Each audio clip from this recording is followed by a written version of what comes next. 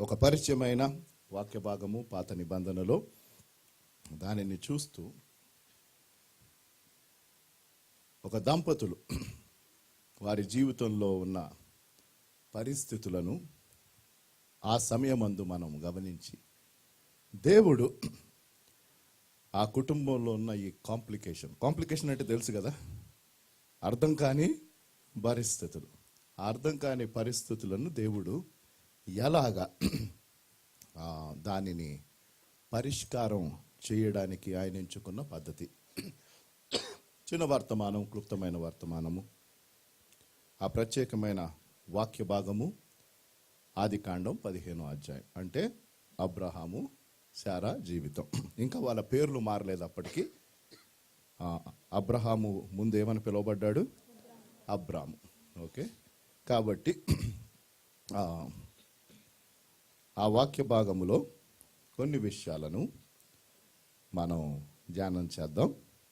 3 రీతిలుగా దేవుడు తాను ఏర్పాటు చేసుకున్న, తాను పేరు పెట్టి పిలిచిన ఈ సేవకుని జీవితంలో దేవుడు జరిగించిన కార్యాలు ఎలాగుండినాయి. ఆదికాండము 15వ అధ్యాయము 1వ వచనము చదవబడుతున్నప్పుడు వినమని కోరుతున్నాను. ఇవి జరిగిన తరువాత అవేంటో మనం గబగబా ఒక 5 నిమిషాలు అయ్యాక చూద్దాం. యెహోవా వాక్యము అబ్రామునకు దర్శనమందు వచ్చి, అబ్రామా, భయపడకుము, నేను నీకు కేడెము, నీ బహుమానం అత్యధికమగునని చెప్పెను. చాలండి. రమారమి 10 సంవత్సరాలు అయ్యింది అబ్రామును దేవుడు పిలిచి. అది ఎలా చెప్పగలమండి అంటే ఆదికాండం 12వ అధ్యాయము 4వ వచనానికి వెళ్ళాలి. యెహోవా అతనితో చెప్పిన ప్రకారం ఏం చెప్పాడు మళ్ళీ చూద్దాం. అబ్రాము వెళ్ళెను, లోతు అతనితో కూడా వెళ్ళెను. అబ్రాము హారాను నుండి బయలుదేరినప్పుడు 75 ఏండ్ల ఈడు గలవాడు. 75 ఏండ్లు. ఆదికాండం 16వ అధ్యాయం 16వ వచనంలో ఏమనుంది? హాగరు అబ్రామునకు ఇష్మాయేలును కనినప్పుడు అబ్రాము 86 ఏండ్ల వాడు. కాబట్టి చూచాయిగా దీని గురించి పెద్ద గొడవ పడిన అవసరంలా.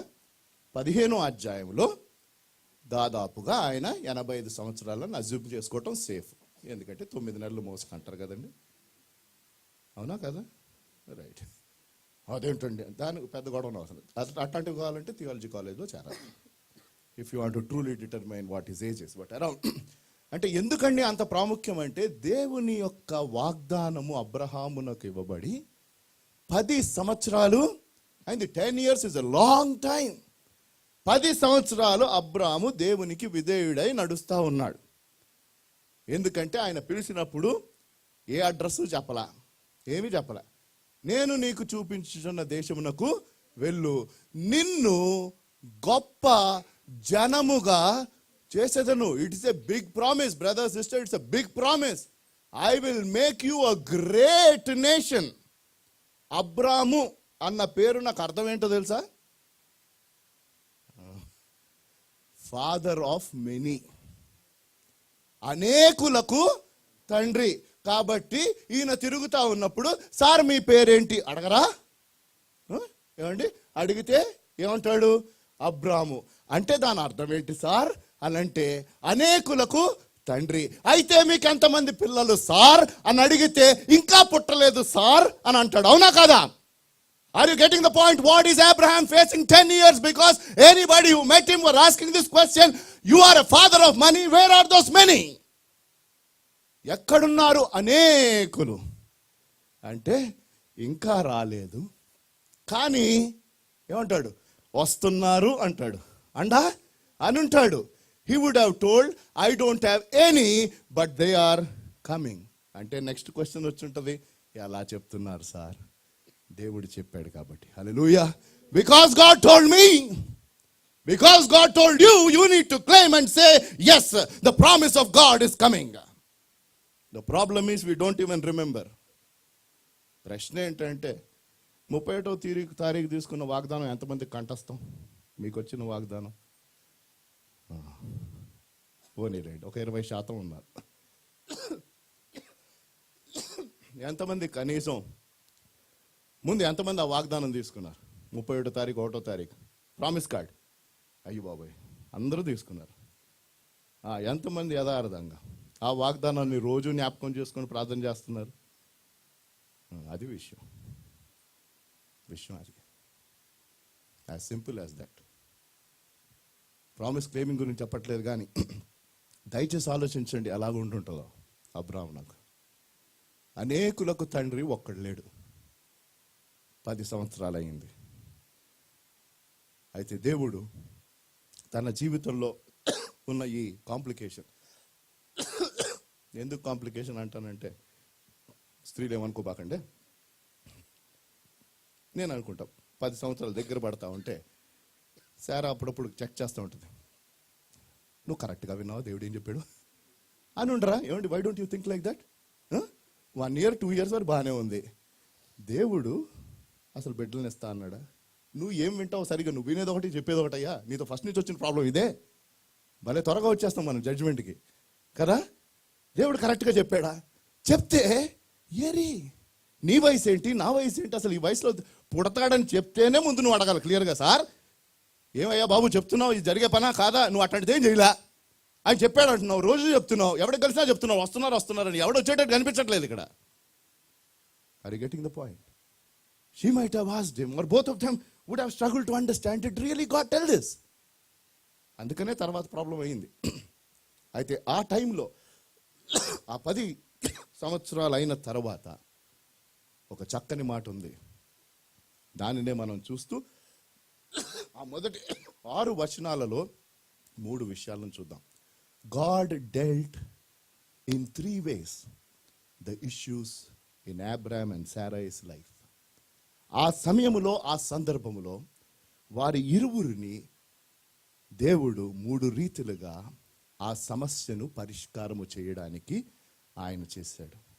మొదటిది, అతి ప్రాముఖ్యమైనది, ఆ మొదటి వచనంలో ఉన్న మాట, యెహోవా ఏంటంట, వాక్యము అబ్రహామునకు. గమనించండి, అప్పటి వరకు దేవుడు మాట్లాడాడు, మనుషులతో మాట్లాడలేదా? ఆదాముతో మాట్లాడాడు, నోవహుతో మాట్లాడాడు, మిగతా వారితో మాట్లాడాడు. కానీ మొట్టమొదటిసారి పరిశుద్ధ గ్రంథములో యెహోవా వాక్యము అన్నది ఇక్కడతో స్టార్ట్ అయ్యి ఇంకా అనేక సార్లు వచ్చింది. This is the first time the phrase is used, the word of God came to Abraham. అందులో ఏముందండి అంటున్నారు, అందులోనే సమస్తం ఉంది. దేవుని యొక్క వాక్యము అంత శక్తివంతమైనది. The problem is we have this word of God so freely available that we don't even realize the power when it comes to us. దేవుని యొక్క వాక్యము ఇంత విస్తారముగా మనకు లభిస్తుంది. ఎంత విస్తారంగా అంటే ఇంట్లో ప్రతి రూమ్లో క్యాలెండర్ ఉంటుంది వాక్యంతో పాటు. కాబట్టి ఆ వాక్యం అంత చులకనైపోయింది నీకు. You don't understand the power that is in that word. I am telling you, this word is powerful. ఈ వాక్యము శక్తి. ఆ వాక్యంలోని ప్రతి మాట ఆయన ఖచ్చితంగా నెరవేరుస్తాడు. ఎంతమంది నమ్ముతారు? I am telling you, you will see wonders in your life. Hallelujah. Supernatural in the name of Jesus Christ. Clap for the glory of God, for the word of God. For the word of God, but you don't realize and don't claim it. ఆయన వాక్యము గంభీరమండి. I am telling you, whoever takes him at his word and say, yes, I fully believe, amen, antaro, it is power. ప్రతి వారం విస్తారంగా ఇస్తున్నాడు దేవుని వాక్యం. But where is it following? పోనీ ప్రతి రోజు మీరు చదివి ధ్యానం చేయకపోయినా వచ్చి ఆయన మాటలను వింటే అది గంభీరం. సో మొదటిది, యెహోవా వాక్యము అతనికి అందింపబడింది. పర్సనల్ కొరియర్ అన్నమాట. అవునా? God's word was delivered is point 1. How God dealt with the issues in the life of Abraham and Sarai. అబ్రాము సారాయి జీవితంలో దేవుడు వారున్న పరిస్థితులను ఎలా పరామర్శించి సరిచేయడానికి ఆయన చేశాడు అంటే, మొదటిది ఆయన వాక్యమును వారికి అందించాడు. ఎప్పుడు అన్నది కొంచెం ఒక 5 నిమిషాలు టైం స్పెండ్ చేద్దాం. ఎందుకంటే ఆ మొదటి మాటలు చాలా ప్రాముఖ్యం. ఆ మొదటి మాటలు ఏంటి? ఇవి జరిగిన తరువాత. అంటే మనం 12వ అధ్యాయం, 13వ అధ్యాయం, 14వ అధ్యాయం చూడాలి. ఇప్పుడు చూడండి, అది మీకు టెన్షన్. ఇంటికి వెళ్ళాక దేవుడు మీకు ఆశనిస్తే read 12, 13, 14 and you will understand what all happened in this family life. చాలా జరిగినాయి. గబగబా చెప్పేస్తే, ముందు అబ్రాము దేవుడు చెప్పిన మాట ఉన్నట్టుగా తీసుకొని బయలుదేరి వెళ్ళిపోయాడు. ఎవరెవరిని వదిలేశాడు తెలుసా? తమ ప్రాంతాన్ని వదిలేశాడు, తమ ప్రజలను వదిలేశాడు, తనకున్న సమస్తాన్ని వదిలేశాడు. That's a big sacrifice. అన్యుడు, he left his relatives, he left his region, he left his resources and everything. తన స్నేహితులు, తన సంపద సమస్తాన్ని వదిలిపెట్టి దేవుడు తనకి చూపించుచున్న దేశము బయలుదేరి వచ్చేసాడు. వచ్చేసాక ఆయన ఒక బలిపీఠం కట్టాడు. అది జరిగిన తర్వాత నెక్స్ట్ గొప్ప కరువు వచ్చింది. మీరు ఇంటికి వెళ్ళాక చదవండి. అబ్రాహాం అక్కడి నుంచి ఆ కరువును బట్టి ఎక్కడికి వెళ్ళాడు? ఐగుప్తునకి వెళ్ళాడు. ఐగుప్తునకి వెళ్ళిన తర్వాత అక్కడ ఒక పెద్ద పాపం చేశాడు. పాపము ఎందుకంటే రాజీ పడ్డాడు. There was a time of compromise. ఎందుకు? తన భార్య అందంగా ఉంది కాబట్టి తన భార్యను బట్టి ఈయన ప్రాణం పోతాం. ఇవాళ టాపిక్ అది కాదు. What ever, but God has a plan. Think about it. దయచేసి, ఎందుకంటే దేవుడు వాగ్దానం చేశాడు. ఏమన్నాడు? నిన్ను గొప్ప జనమును చేస్తాను. గొప్ప జనమును వారి ఇరువురు కలిసి ఉన్నప్పుడు చేస్తాడా, విడగొట్టకి చేస్తాడా, ఒకటి చంపేసాక చేస్తాడా? ఏమండి? బట్ స్టిల్ అబ్రాము ఆ పాపాన్ని చేశాడు. దాని తర్వాత మళ్ళీ సరి చేసుకున్నాడు. దేవుడు వారిని దీవించి వారి ఆస్తి గొప్ప అయింది. లోతు, అబ్రాము విడిపోయారు. ఇవన్నీ జరిగింది. విడిపోయిన తర్వాత సొదొమ గొమొర్రా రాజు లోతుతో పాటు వాళ్ళందరూ పట్టబడ్డారు. 14వ అధ్యాయం అది. పట్టబడిన తర్వాత అబ్రాము 316, 318 మందిని తీసుకొని వెళ్ళి యుద్ధం చేస్తాడు. యుద్ధం చేసి లోతును ఏం చేస్తాడు? విడిపిస్తాడు. ఒక్క మాట అక్కడ గుర్తుపెట్టుకోవాలి. లోతు అప్పటికైనా కొంచెం ఆలోచించుంటే లోతు తిరిగి సొదొమకి వెళ్ళేవాడు కాదు. Please remember, that is not the message today. అవునా కదా? సొదొమ గొమొర్రాకి వెళ్ళిపోయాడు. అక్కడ పరిస్థితులు ఏంటో తెలుసు. అక్కడ ఎవడైనా మంచోడు ఉన్నాడా? లేడు. అక్కడ కొంతకాలం ఉన్నాడు. ఉంటే అక్కడ పరిస్థితులు తెలుసు. దాని తర్వాత వారు పట్టబడ్డారు. పట్టబడితే మళ్ళీ అబ్రహాం వచ్చి విడిపించాడు. అప్పుడు ఏం చేయాలి? అమ్మా, ఏదో అయిపోయింది, అది అయిపోయింది, దేవుని మహాకృపను బట్టి నీతో పాటే వస్తాను అల్లా. చాలా మంది చేస్తున్నది ఇది. That is not the message today. But the moment God delivers, again you go back to your old situation. కష్టాలు వచ్చినప్పుడు ఆయన దగ్గరకు వస్తావు. ఆయన కష్టాల నుంచి తప్పించేస్తాను. మళ్ళీ రివర్స్ గేర్ ఎక్కడికి వెళ్ళిపోతావు. మళ్ళీ తెప్పలు వచ్చినప్పుడు ఆయన దగ్గరకు వస్తావు. He is only there for you to deliver and then you experience that and you go back. But that is not the message today, but just for us to think. దాని తర్వాత అబ్రాహాం తిరిగి వచ్చాడు. తిరిగి వస్తున్నప్పుడు అక్కడ ఒక చక్కని విషయం జరిగింది. 14వ అధ్యాయము 17వ వచనం నుంచి మనం చూస్తే ఇవన్నీ జరిగినాయి. కానీ జస్ట్ బిఫోర్, దేవుని యొక్క వాక్కు ఆయనకు రాకముందు అబ్రాహాము దేవుణ్ణి అతి ఉన్నతంగా కనపరిచాడు. ఎలాగో చూడండి. అతడు కదొర్లాయోమెరును అతనితో కూడా నున్న రాజులను ఓడించి తిరిగి వచ్చినప్పుడు సొదొమ రాజు అతన్ని ఎదుర్కొంటకు రాజు లోయను షావే లోయ మట్టుకు బయలుదేరి వచ్చెను. మరియు షాలేము రాజైన మెల్కీసెదకు రొట్టెను ద్రాక్షారసమును తీసుకుని వచ్చెను. అతడు సర్వోన్నతుడగు దేవునికి యాజకుడు. అప్పుడు అబ్రామును ఆశీర్వదించి, ఆకాశమునకును భూమికిని సృష్టికర్తయును సర్వోన్నతుడైన దేవుని వలన అబ్రాము ఆశీర్వదింపబడును గాకనియు నీ శత్రువులను నీ చేతికి అప్పగించిన సర్వోన్నతుడగు దేవుడు స్తుతింపబడును గాకనియు చెప్పాను. అప్పుడు అతడు అన్నింటిలో అతనికి 10వ వంతు ఇచ్చాను. మళ్ళీ ఎటు తిరిగి అక్కడికే వచ్చారా సార్ మీరు? ఇవాళ మొదటి వారం అని మేము మర్చిపోయాం. It is not because of that brother sister. That is the first time 10వ భాగం అన్నది మెన్షన్ అయింది బైబిల్లో. ఇవన్నీ జరిగిన తర్వాత చివరకు అబ్రాము తన దగ్గర ఉన్నది, అప్పటికే అబ్రాము చాలా ఆస్తిపరుడు, కానీ అప్పటి వరకు 10వ భాగమును ఇవ్వలేదు. But then when he gave and he said I will not take anything from you. దాని తర్వాత చెప్తాడు, ఏమని చెప్తాడు చూడండి. సొదొమ రాజు మనుషులను నాకిచ్చి ఆస్తిని నీవే తీసుకుని, ఆస్తులు నువ్వే తీసుకో. మనం ఉండుంటే అంటాం, దేవా నాయన ఎంత గొప్ప కార్యం చేసేవయ్యా, నిజంగా ప్రభు ఇలా కూడా డబ్బులు ఇస్తావని నాకు తెలియదే అని అన్నాడా? లేదు. ఏమన్నాడు? అబ్రాము నేనే అబ్రామును ధనవంతునిగా చేసినని నువ్వు చెప్పకుండానట్లు ఒక నులుపోగునైనను చెప్పుల వారైనను నీ వాటిలో ఏదైనాను తీసుకొనని ఆకాశమునకును భూమికి సృష్టికర్తయును సర్వోన్నతుడును దేవుడినైన యెహోవా ఎదుట నా చెయ్యి ఎత్తి ప్రమాణం చేసి ఉన్నాను. చాలండి. అంటే దేవుణ్ణి సంపూర్ణంగా గణపరిచాడు. హల్లెలూయా. ఒక చిన్న ప్రశ్న, are you honouring God with everything that you have? మీకున్న సమస్తాన్ని బట్టి సమస్తములో దేవుణ్ణి గణపరుస్తున్నారా? దశంభాగాల గురించి నేను ఎక్కువ నొక్కి చెప్పను, కానీ అది దేవునికి చెందిన సొమ్ము. అది సింపుల్. ఇది అందరికి అర్థమైన విషయం. దీన్ని నేను ఎందుకు కొట్టాలి? దేవునికి సొమ్మును దేవునికి ఇచ్చేయటం సేఫ్, అంతేనా? లేకపోతే మనం ఆయనకి రుణస్తులం. As simple as that. మలాకీలో కొంచెం స్ట్రాంగ్ వర్డ్ వాడాడు. మీరు అలా పిలవబడ్డానికి ఇష్టంగానే ఉందండి, బాగుంటుందండి అంటే నేనేమనలేను. ఆ మాట ఏంటో తెలుసా?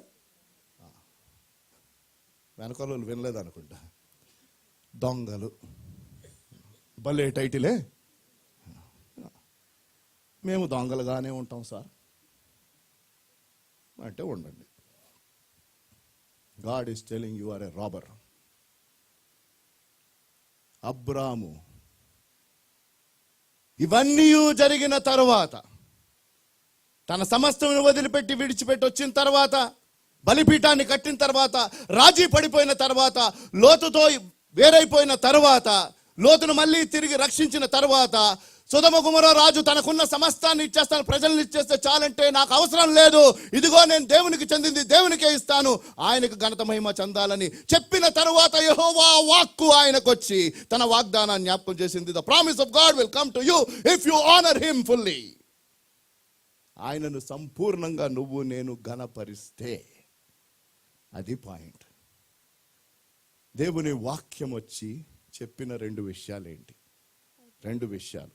15వ అధ్యాయం మొదటి మాట చెప్పి, ఒక మాట చెప్పి దానికి సపోర్ట్గా రెండు. ఏంటా మాట? అబ్రామా భయపడకుము. ఎందుకు భయపడకుము అన్నాడు ఆ సందర్భంలో అంటే, ఆల్రెడీ అక్కడ యుద్ధంలో ఇతనికి విజయము వచ్చింది.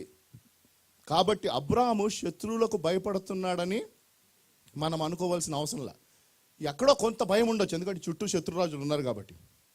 I think the biggest fear Abraham had was will he ever get a child.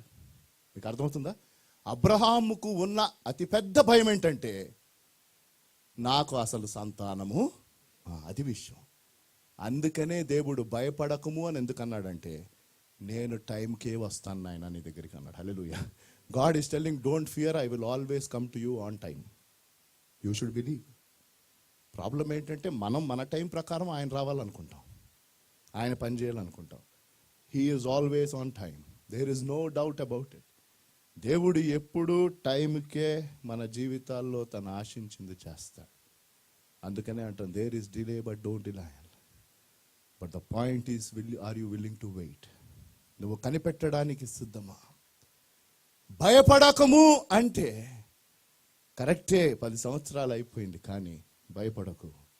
నేను నీకు ఇచ్చిన వాగ్దానాన్ని మర్చిపోలేదు, ఆ వాగ్దానాన్ని నెరవేర్చే బాధ్యత నాది, నువ్వు భయపడద్దు అని దానికి సపోర్ట్గా ఇంకొక 2 మాటలు చెప్పాడు. ఏంటా 2 మాటలు? నేను నీకు కేడం. First thing is, so within the first point we will see 3 things today as how God dealt with the issues in the life of Abraham and Sarah. వారి జీవితంలో ఏ రీతిగా దేవుడు వారి ఉన్న పరిస్థితులను పరిష్కారం చేశాడంటే, మొదటిది మనం ధ్యానం చేస్తున్నాం, యెహోవా వాక్యము అబ్రహామునకు దర్శనమందు వచ్చింది. It's a very personal way of God's word coming, and that is how God will deal with your issues and my issues in life. మన జీవితాల్లో ఉన్న ఈ కాంప్లికేషన్స్, మన అనుదిన జీవితంలో వస్తున్న ఇష్యూస్ని దేవుడు ప్రప్రథమంగా ఎలాగ పరిష్కారం చేయాలని ఆశపడుతున్నాడంటే ఆయన వాక్యము నీకు వ్యక్తిగతంగా అందించి, ప్రశ్న ఏంటంటే నువ్వు ఆయన వాక్యమును చదువుతావా, నువ్వు ఆయన వాక్యమును అర్థం చేసుకుంటావా, నువ్వు ఆయన వాక్యమును అన్వయిస్తావా, ఆయన వాక్యమును అంగీకరిస్తావా? అది మనం వేసుకోవాల్సిన ప్రశ్న. యెహోవా వాక్యము విస్తారముగా ఉన్నది. God primarily wants to deal with the issues in our life by delivering his word, not just Sunday morning. ఆదివారపు ఉదయం మట్టుకే కాదండి, అనుదినము ఎంతమంది అయితే ఆశ కలిగి ఆయన వాక్యం దగ్గరకు వస్తారో, ఆయన మాటల ద్వారా నిన్ను నన్ను ఆయన దర్శించి ఆయన మాటల ద్వారా మన జీవితంలో ఉన్న ప్రతి విషయాన్ని పరిష్కారం చేస్తాడు. అది నువ్వు దయచేసి ఈ రోజు నుంచి గుర్తుపెట్టుకొని అనుదినము నీకు సమయం దొరికిన కొద్దీ ఆయన వాక్యములో నిమగ్నమై ఉండు. Bring his word to remembrance. Bring his word to remembrance. ఇది చాలా ప్రాముఖ్యం. భయపడకము అని చెప్పి, ఎందుకంటే భయపడటం సహజం. ఒక జపాన్కి అమెరికాకి యుద్ధం అయినప్పుడు ఆ యుద్ధం ఆగిపోయింది. ఆ పరిస్థితుల్లో జపాన్లో ఉన్న ఒక వ్యక్తి ఈ శత్రువునకు భయపడిపోయి ఒక గుహలో దాక్కుండిపోయాడు. దాక్కుండిపోయిన తర్వాత ఈ యుద్ధం ఆగిపోయిందన్న సమాచారం అతనికి అందింది. అయినా ఇది నిజమో కాదో అని తను అలాగే లోపల ఉండిపోయాడు. లాంగ్ స్టోరీ షార్ట్, దాదాపు 28 సంవత్సరాల గుహలో ఉండిపోయాడు. 28 సంవత్సరాలు. ఎప్పుడు? యుద్ధం అయిపోయాక. దాని తర్వాత ఈ ట్రైబల్ పీపుల్ ఉంటారు కదా, ఈ గుహల్లో వాటిల్లో తిరుగుతూ ఉండే వాళ్ళు, అటువంటి వాళ్ళు ఎవరో ఆయన్ని కనుగొని బయటికి తెస్తే అప్పటికి దాదాపు 28 సంవత్సరాలు అయింది. ఏమండి మీకు తెలియదా 2 దేశాల మధ్య యుద్ధం అయిపోయిందంటే? తెలిసింది, కరపత్రం కూడా నేను చూశాను, కానీ ఎదురు కూడా శత్రువు వేసిన పన్నాగం అనుకొని లోపలే కూర్చున్నాను. Somebody said fear is a self made prison. భయం అన్నది మనల్ని మనం బంధించేసుకునే చెరసాల. Lot of people are bound themselves by a lot of things that they fear. And God is telling my word is being delivered to you, don't fear. ఇదిగో నా వాక్యము నీకు ఇస్తున్నా, నేను నా వాగ్దానాలు నేను మర్చిపోలేదు. నువ్వు అనుకుంటున్నావు చాలా ఆలస్యం అయిపోయింది. అబ్రామా భయపడకు, ఎందుకు? నేను నీ కేడము, నేను నీ కేడము. So the first thing is God said, I am your protector. నీ కేడము, నిన్ను భద్రపరిచేవాణ్ణి నేను. ఎటువంటి యుద్ధంలోకి నువ్వు వెళ్ళినప్పటికీ నేను నిన్ను కాపాడతాను. ఈ లోకములో మనము నిరంతరము యుద్ధం చేస్తున్నాం. ఎందరైతే ఆయన నామం ఎరిగిన వారు ఉన్నారో, మన యుద్ధము, మన పోరాటము రక్త మాంసములతో కాదు, అంధకార శక్తులతో. మనం చేయవలసిందేంటి? సర్వాంగ కవచమును. ప్రాబ్లం ఏంటంటే కవచం ధరించుకోకుండా వెళ్ళిపోతావు నువ్వు, దబేలని పడతా. And it is beautiful. రక్షణ అన్న శిరస్త్రాణము, నీతి అన్న వస్త్రము, సత్యం అన్న బెల్టు, విశ్వాసం అన్న డాలు, సిద్ధ మనసు అన్న. గుర్తుపెట్టుకోండి sir, this have to be there always. ఇది ప్రతిరోజు నిత్యము ఉండాలి.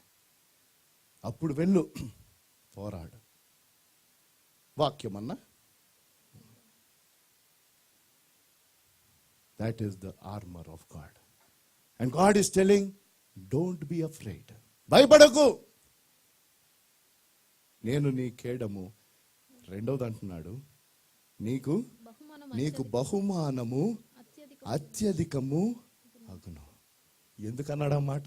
ఎందుకంటే సొదొమ గొమొర రాజు ఏంటి, సమస్తం ఇచ్చేస్తా అన్నాడు, కానీ అందులో ఒక పూచిక పుల్ల కూడా తీసుకోని అన్నాడు. God said, your reward will be exceeding, because nobody can give you anything that I cannot give you. Hallelujah. దేవుడు ఈ లోకం మనకి ఏది ఇచ్చినా దేవుడు అది ఇవ్వలేడని అనుకోబాకండి. There is nothing that our God cannot give. He can give everything. ఆయన సమస్తం ఇవ్వగలరు. ఒక్క మాట చెప్తే సరిపోద్ది.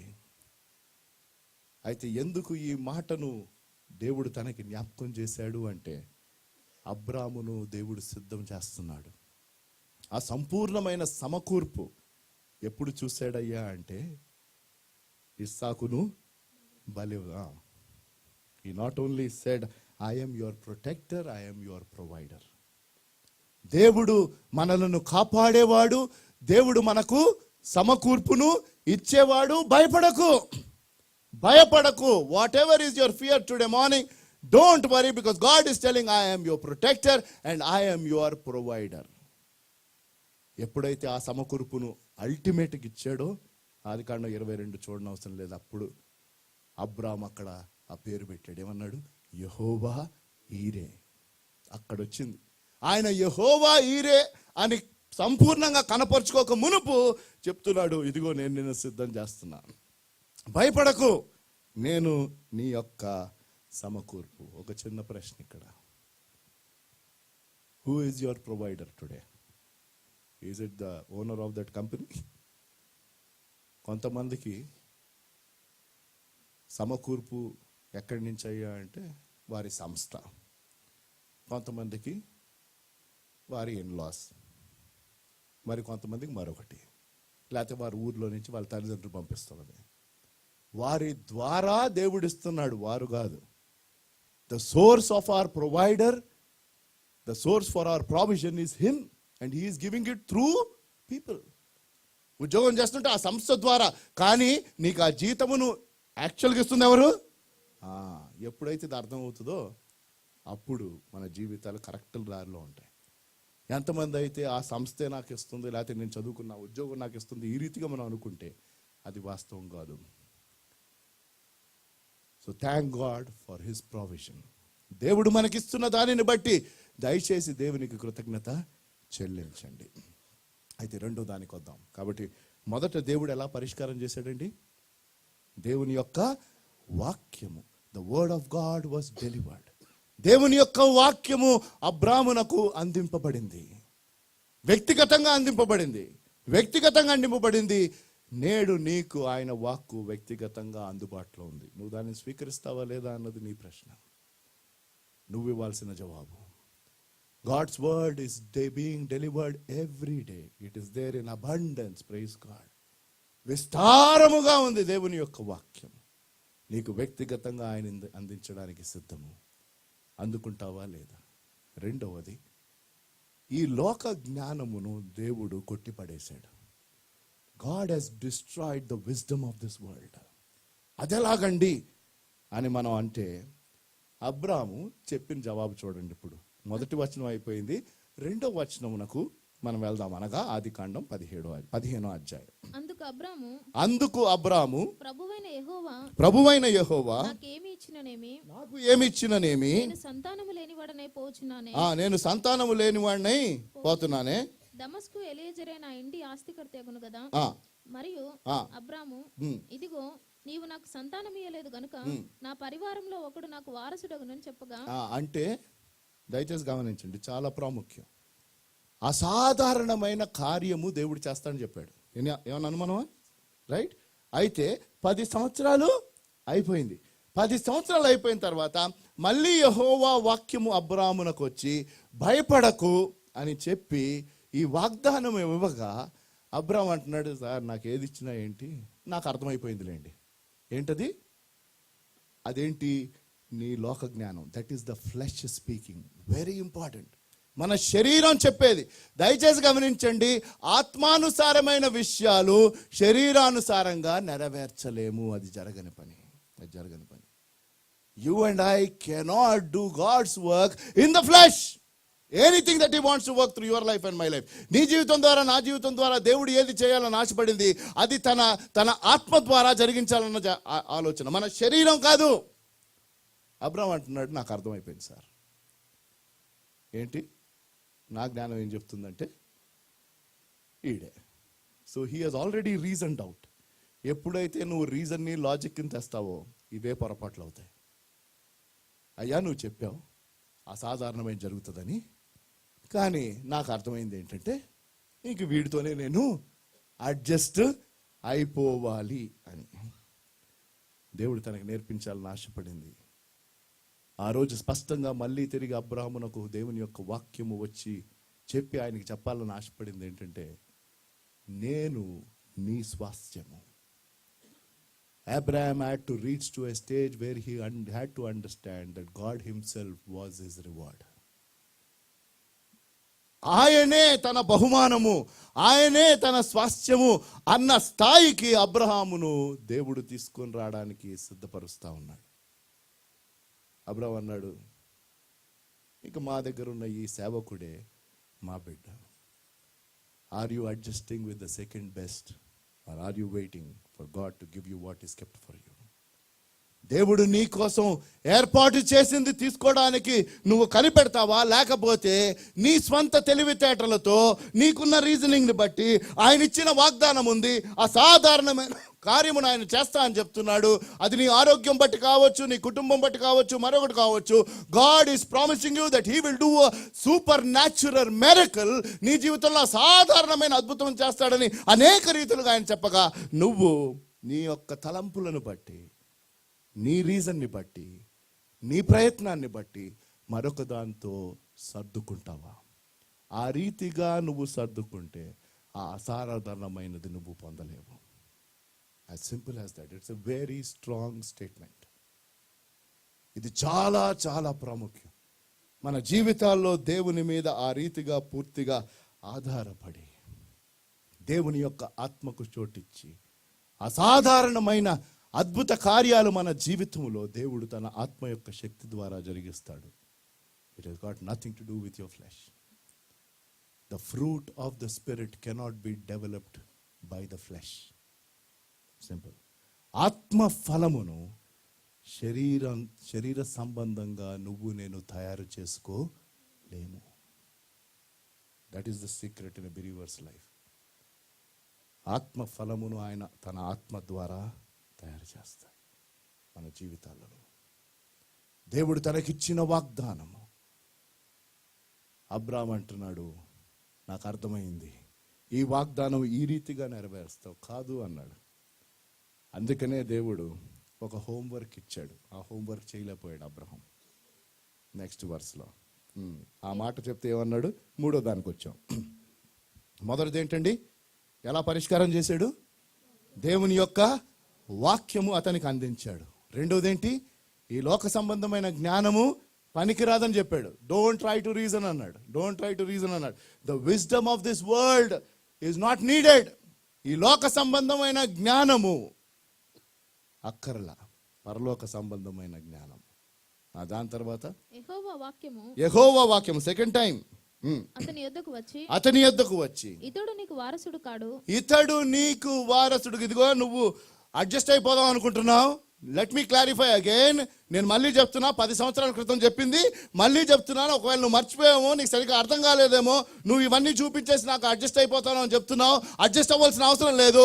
నేను మళ్ళీ చెప్తున్నాను, జాగ్రత్తగా విను అంటున్నాడు. He is telling you here clearly, this is a super natural thing and my spirit will do it. ఇది నా ఆత్మ కార్యము, నేను జరిగిస్తాను. చదవమ్మా. ఇతడు నీకు వారసుడు కాడు. ఇతడు నీకు వారసుడు కాడు. నీ గర్భవాసమున పుట్టబోవుచున్నవాడు. నీ గర్భవాసమున పుట్టబోవుచున్నవాడు నీకు వారసుడగునని చెప్పాను. నీకు వారసుడగుడని చెప్పాను అని హోంవర్క్ తీసుకెళ్ళాడు. మరియు ఆయన వెలుపలికి అతను తీసుకొని బయటకు తీసుకొని వెళ్ళి, ఇదిగోరా నీకు పని చేస్తా, ఇది నువ్వు చేయగలిగితే చూద్దాం. ఏమన్నాడు? నీవు ఆకాశం వైపు తేరి చూచి, నువ్వు ఆకాశంలోకి తేరి చూసి నక్షత్రములను లెక్కించుటకు నీకు చేతనైతే లెక్కించమని చెప్పి. అంటే ఎందుకు ఆ లింక్ అంటే, నీ స్వంత ప్రయత్నంతో నేనివ్వబోయే బిడ్డ నీకు లభించడు, కానీ నా మీద ఆధారపడితే నేను నీకు దయచేస్తాను. Hallelujah. That's all. That is it. 147వ కీర్తన 4వ వచనంలో ఏముంది? ఆయన నక్షత్రములను వారి నక్షత్రముల సంఖ్య 147 4వ వచనం, ఇంగ్లీష్ లో 3వ వచనం అనుకుంటా. నక్షత్రముల సంఖ్యను ఆయన నియమించి ఉన్నాడు. నక్షత్రముల సంఖ్యను ఆయన నియమించి ఉన్నాడు. వాటికన్నిటికీ పేర్లు పెట్టుచున్నాడు. వాటికన్నిటికి పేరులు. అదే ఆయన పవర్. అబ్రాము, మనము ఎవ్వరము నక్షత్రాలను లెక్క పెట్టలేము. కానీ దేవుడు ఆ నక్షత్రాల లెక్క ఆయనకు తెలుసు. ప్రతిదాని పేరు. That is super natural. And God wants to give you something super natural. నీ జీవితంలో, నా జీవితంలో అసాధ్యమైనది ఆయన ఇవ్వాలని ఆశపడుతున్నాడు. ప్రశ్న ఏంటంటే, నువ్వు ఆయన వాక్కును ఆ రీతిగా అంగీకరిస్తున్నావా? అతి ప్రాముఖ్యమైనది ఏంటంటే, దేవుణ్ణి సంపూర్ణంగా నువ్వు ఘనపరుస్తున్నావా? ఆయనకి చెందవలసిన ఘనతను నువ్వు ఆయనకి ఇస్తున్నావా? That is all we need to do. That Lord we will honour you with everything that we have. మా సమయము, మా సంపద, మా సమస్తముతో నిన్ను ఘనపరుస్తాం. మాకు నువ్వు ప్రాముఖ్యమయ్యా. And when you just focus on that, God is at work. 24 గంటలు దేవుడు అంటున్నాడు తన్ను ప్రేమించు వారికి. ప్రాబ్లం ఏంటంటే ఆ మొదటి దగ్గర కొట్టేస్తాం. అతి ప్రాముఖ్యమైన దగ్గర కొట్టేస్తాం. దేవుడు మేలు కొరకై సమస్తమును సమకూరి జరిగిస్తాడు. ఏంటి ప్రభు, ఏం జరిగించావు? నువ్వు ఎప్పుడు ప్రేమించావు ఆయన్ని? అందుకనే గ్రేట్ కమాండ్. నీ పూర్ణ హృదయముతో, నీ పూర్ణ మనసుతో, నీ పూర్ణ ఆత్మతో నీ దేవుడైన యెహోవాను నువ్వు కంప్లీట్. ఎందరైతే ఆయనను సంపూర్ణంగా ప్రేమిస్తారో, అన్ని విషయంలో ఆయన ఘనపరుస్తారో, అట్టివారి జీవితంలో దేవుడు బెత్తరపోతాడండి. God will be touch with that kind of a love. నిశ్చరతగా మనల్ని ప్రేమిస్తూ ఉంటే మనం ఏం చేయమండి? Why will you do something out of the way? Because you have seen something. అబ్బా, వీళ్ళండి అసలు ఏం ఎక్స్పెక్ట్ చేయకుండా మా పట్ల ఎంత ప్రేమ. కాబట్టి నువ్వు మామూలు కంటే ఎక్కువ చేస్తావు, అవునా కదా? You will go out of the way. ఒకవేళ మీ బిడ్డలు మిమ్మల్ని ఆ రీతిగా ప్రేమిస్తూ ఉంటే అంటారు, ఓకే, ఇట్లాంటి ప్రేమ మా బిడ్డలు మాకు చూపిస్తూ ఉంటే అప్పు చేసైనా సరే అంటాం. దేవుడు అప్పు చేయవలసిన అవసరం లే, right? But you want to do something that will touch them. And they know it is out of that love. మన జీవితాల్లో అద్భుత కార్యాలు అసాధారణమైనవి. You are trying to figure out with your own strength. You go ahead and do. Then you will, all that you have in your life will be Ishmaels, a line of Ishmaels. Ishmael తయారైపోతున్నారు. అది ఒక college admission కావచ్చు, లేకపోతే ఒక వివాహం కావచ్చు, ఇంకోటి కావచ్చు. సొంత ప్రయత్నాలతో, దేవుని మీద ఆధారపడకుండా సొంత ప్రయత్నాలు చేసేసి, ఇది చేసేసి, అది చేసేసి, వాడికి ఇంజనీరింగ్ అన్నది అసలు లేదు. నువ్వు చెయ్యాలి.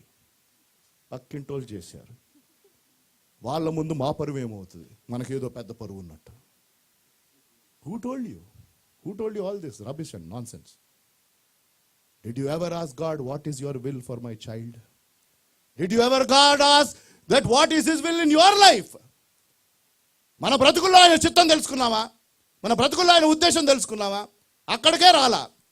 వీళ్ళని తోమి పెట్టేస్తాం. ఇదిగో వీళ్ళనే నువ్వు పెళ్లి చేసుకోవాలి. దేవుడు మాకు ముందే చూపించాడు. ఎక్కడ? దానికి వెనకాల ఇంకేదో సెట్టింగ్ ఉంటుంది. మళ్ళీ దాని మధ్యలో దేవుడిని తెస్తావు. I'm telling you, you're all confused people. Because some things we want the Spirit of God to do, something you want your flesh to do. కొన్ని దేవుని ఆత్మకార్యం అవ్వాలి, కొన్ని మన శరీరం. అది ప్రాబ్లం. సంపూర్ణంగా దేవుణ్ణి ప్రేమించు, సంపూర్ణంగా ఆయనకి లోబడు. అబ్రాహామునకు అంత స్పష్టంగా దేవుడు మరొకసారి చెప్పాడు. అన్నాడు, రా, నీకు వీలైతే లెక్కపెట్టు, నీకు వీలైతే లెక్కపెట్టు. He gave the witness of the stars.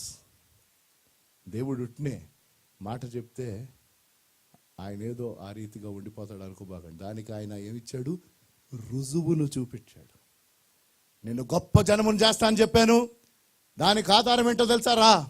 ఈ సృష్టినంతా నేను నా మాటతో తయారు చేశాను. అదే, అవునా కదా? యెహోవా వాక్యము, అదే వాక్యము ఈ సృష్టినంతా తయారు చేశాను అంటున్నాడు. Come, that same word, what it has done, you see, and if you have some capacity, try and do this homework for me. ఏ వాక్కుతోనైతే నేను ఈ నక్షత్రాలన్నిటినీ సృష్టించానో వాటికి పేర్లు పెడతానే ఉన్నా, అదే వాక్యము నీకు చెప్తుంది. దాని తర్వాత ఒక చక్కని మాట ఉంది. అతడు యెహోవాను నమ్మెను, ఆయన అది అతనికి నీతిగా ఎంచెను. అంటే ఏంటండి? ఫస్ట్ టైం విశ్వసించాడా? కాదండి, కాదు. ఎందుకంటే 12వ అధ్యాయంలో దేవుని మాట నమ్మే వచ్చేసాడు. మరి ఇప్పుడేమైంది అంటే తన విశ్వాసపు స్టేజ్లో ఇంకొంచెం లోతుకెళ్ళాడు. Hallelujah. His faith got broadened, his faith got deepened, and still there is time. ఇంకా ఉంది. ఈ మధ్యలో మళ్ళీ ఇస్మాయిల్ వచ్చేసాడు, అదే అధ్యాయంలోనే, నెక్స్ట్ అధ్యాయంలో. ఇదంతా జరిగాక తన విశ్వాసము మరింత బ్రాడెన్ అయ్యింది. అంటే దేవుని చెప్పిన మాటకు అబ్రాము ఆమెన్ అన్నాడు అనమాట. సింపుల్. 4 మాటలు గబగబా చెప్పేస్తాను. దేవుడు మీకు ఏ దర్శనాన్ని ఇస్తా అంటే, దర్శనం అంటే ఒక దర్శనం అని కాదు. If God word, maybe you truly have seen a vision, that's absolutely fine. But if God's word has come to you and told something which is like a dream, యెహోవా వాక్యము నీకొచ్చి ఆ వాక్యమును నువ్వు అర్థం చేసుకొని, ఆ వాక్యము నీకే అని నువ్వు గుర్తించి ఆ రీతిగా నువ్వు అంగీకరించుంటుంటే అటువంటి అద్భుతమైన కళ నీ జీవితంలో నెరవేరుతుందని ఆయన చెప్తే, అదొక బిడ్డ గురించి కావచ్చు, భవిష్యత్తు గురించి కావచ్చు, whatever it is. If God has told you something specifically clear that I'm going to do it in my life, always realize. నా మాటలు గుర్తుంచుకోండి, 4 మాటలు చెప్తాను. మన కళ పరీక్షింపబడుతుంది. Dreams always will be tested. యోసేపునకు డ్రీమ్ వచ్చింది, టెస్ట్ అవ్వలేదండి. ఎన్ని టెస్ట్? ఒక టెస్టా? 10 కానీ యోసేపు తన కళను మర్చిపోయాడా? లేదు. అది విషయం. ప్రశ్న ఏంటంటే, ముందు అది నీకు దేవుడిచ్చిన వాగ్దానం కాదో తెలియదు. తెలిసిన తర్వాత అది పరీక్షింపబడితే వెంటనే మర్చిపోతావు, ఓహో ఇది జరగని పని అనమాట. Realize your dream will be tested. అది మొదటి విషయం.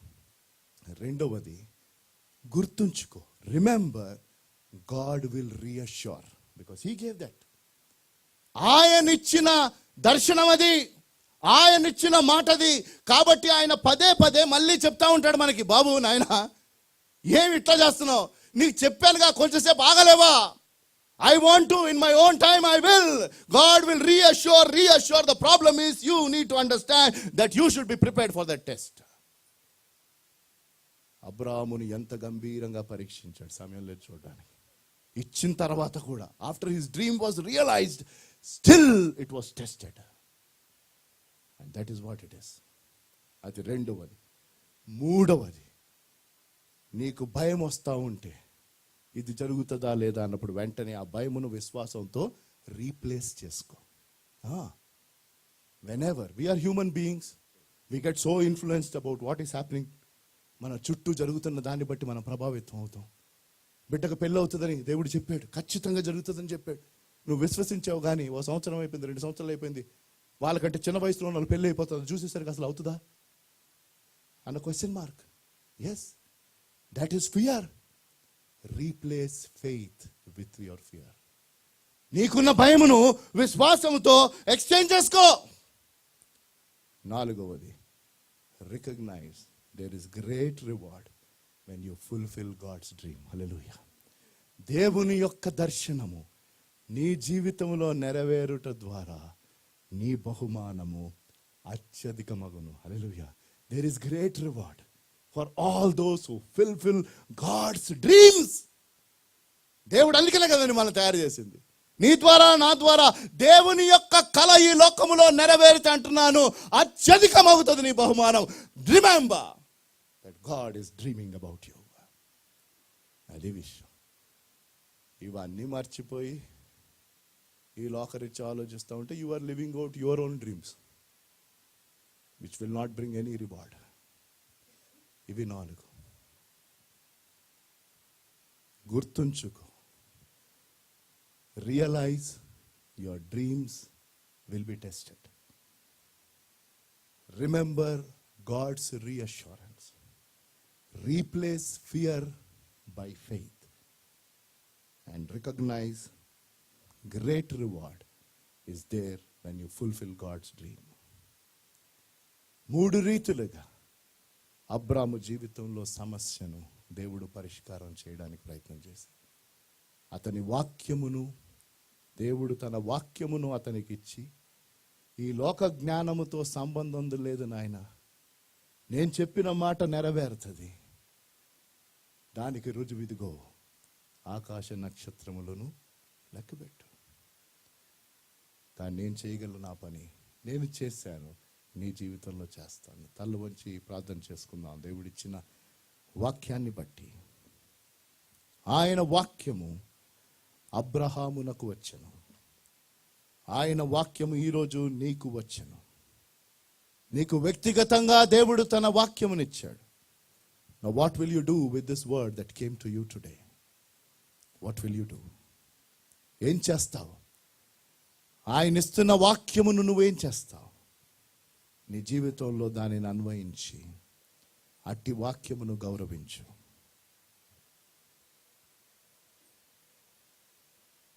దయగల దేవా, పరిశుద్ధుడా, మరొక పర్యాయము మీ మెల్లని స్వరమును మాకు వినిపించినందుకు స్తుతులు చెల్లిస్తూ, ప్రభువు మీ వాక్యమును మేము ఉన్నదున్నట్టుగా స్వీకరించి అట్టి వాక్యమును మా జీవితములో అన్వయించి అట్టి వాక్యమునకు మేము విధేయులై,